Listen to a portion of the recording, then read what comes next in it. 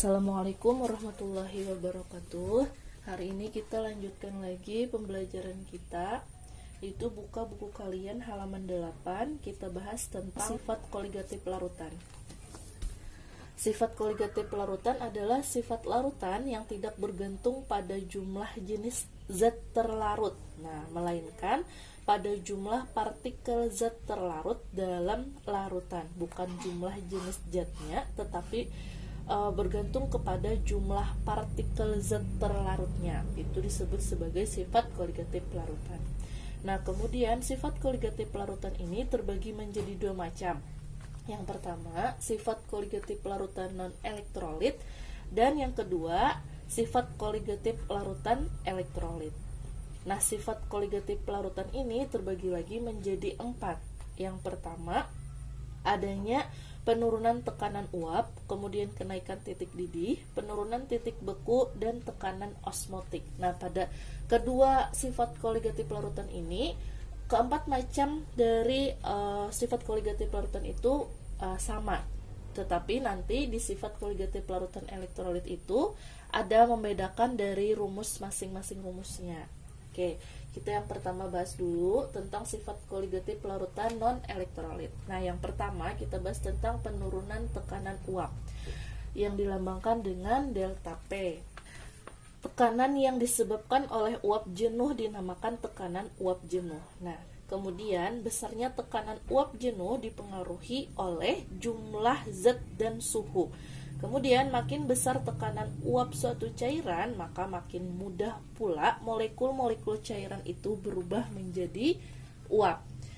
Nah, kemudian di sana ada rumus penurunan tekanan uap. Dituliskan.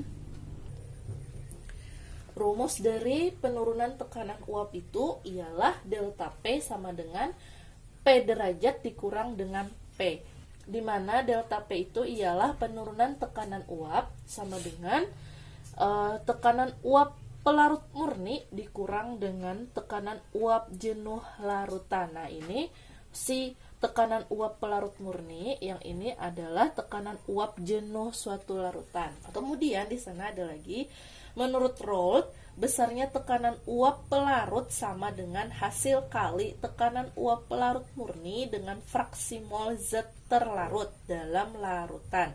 Kemudian banyaknya penurunan tekanan uap sama dengan hasil kali fraksi mol terlarut dan tekanan uap pelarut murni. Nah, di sini ada menurut Raoult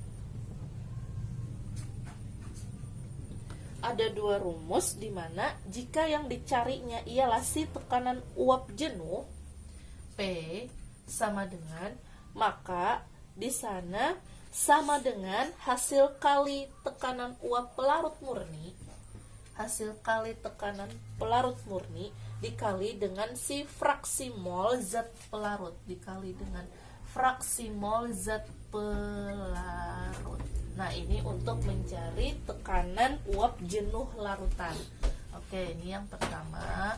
Kemudian, jika yang dicarinya adalah delta P atau penurunan tekanan uap yang berhubungan dengan jumlah partikel, menurut si Raoult, maka delta P sama dengan hasil kali fraksi mol terlarut dengan tekanan uap pelarut murni. Nah, di sana kan katanya hasil kali dari si fraksi mol terlarut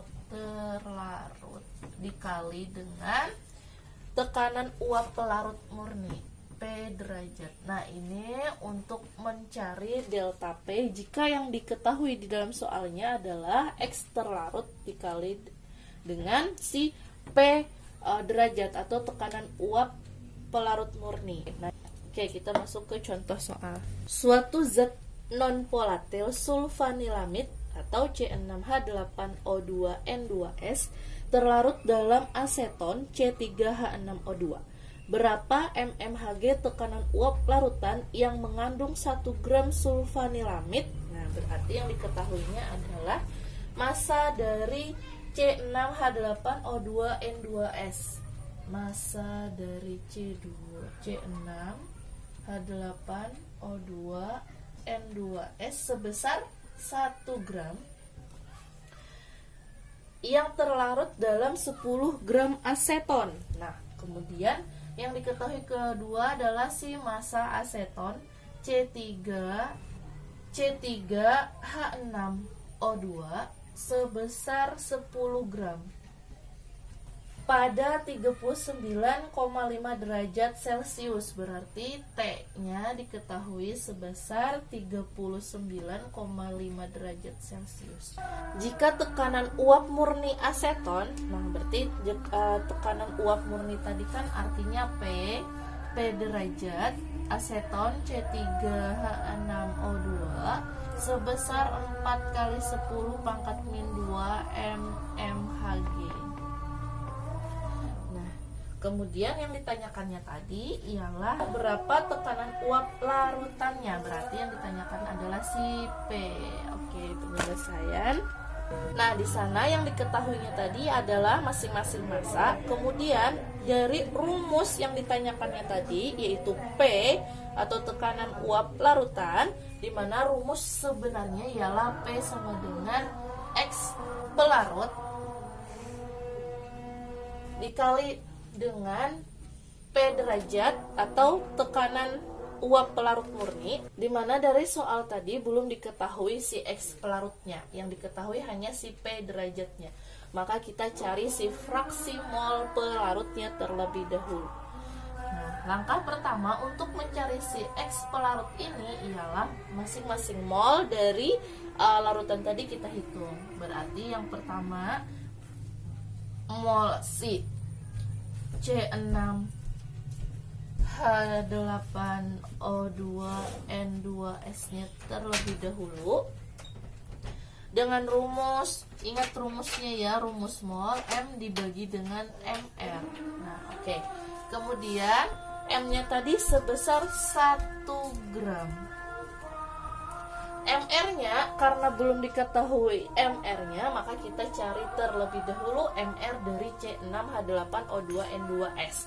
Ini harus kalian hitung, benar-benar dihitung. Nah, Ibu tuliskan di sini untuk catatan. ARC itu sebesar 12, ARH sebesar 1, ARO sebesar 16, ARN sebesar 14, dan S itu sebesar 32. Oke. Baru kita masukkan semuanya ke dalam rumusnya, dimana untuk C itu ada 6, berarti C dikali 6 ditambah dengan H dikali 8 ditambah O dikali 2 ditambah N kali 2 ditambah S.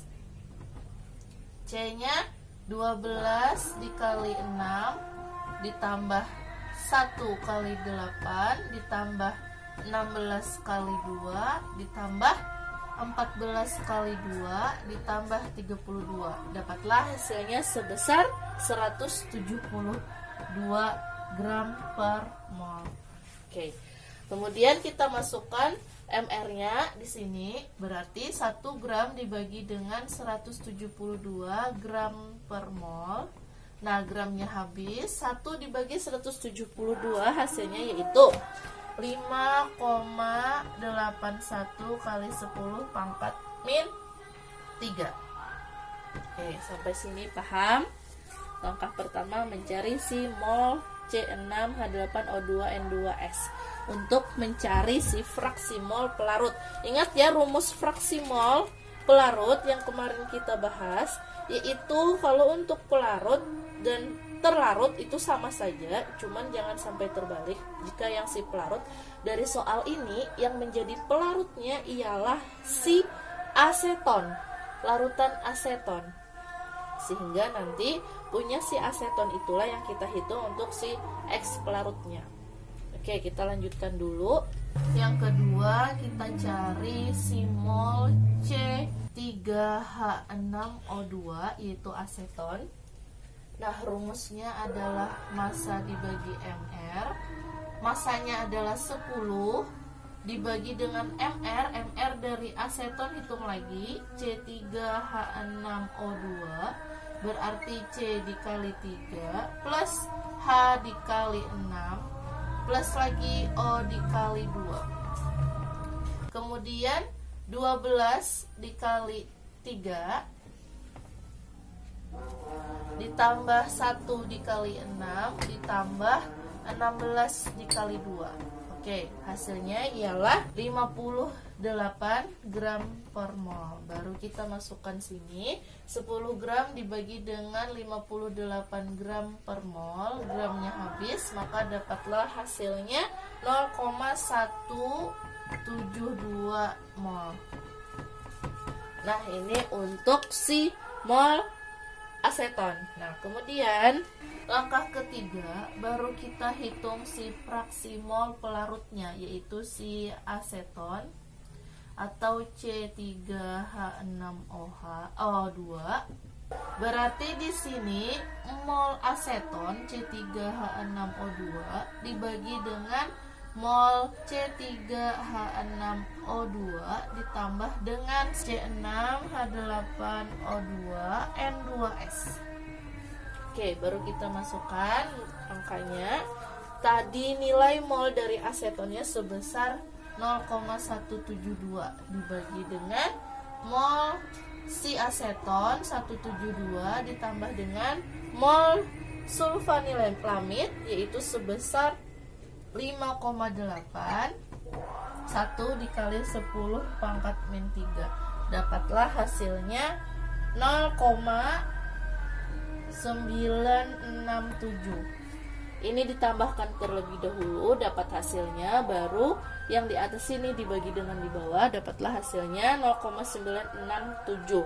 Ini nilai dari fraksi mol pelarutnya, yaitu fraksi mol C3H6O2. Oke, selanjutnya, nah masuk ke dalam rumus yang pertama tadi, yaitu P sama dengan X pelarut dikali dengan P derajat, di mana X pelarutnya tadi nilainya adalah, atau X dari aseton yang nilainya sebesar 0,967 dikali dengan P derajatnya atau tekanan uap pelarut murninya sebesar 4 kali 10 pangkat min 2. Kalikan, lalu dapatlah hasilnya 3,87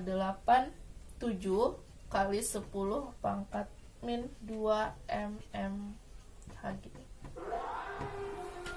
Oke. Paham ya?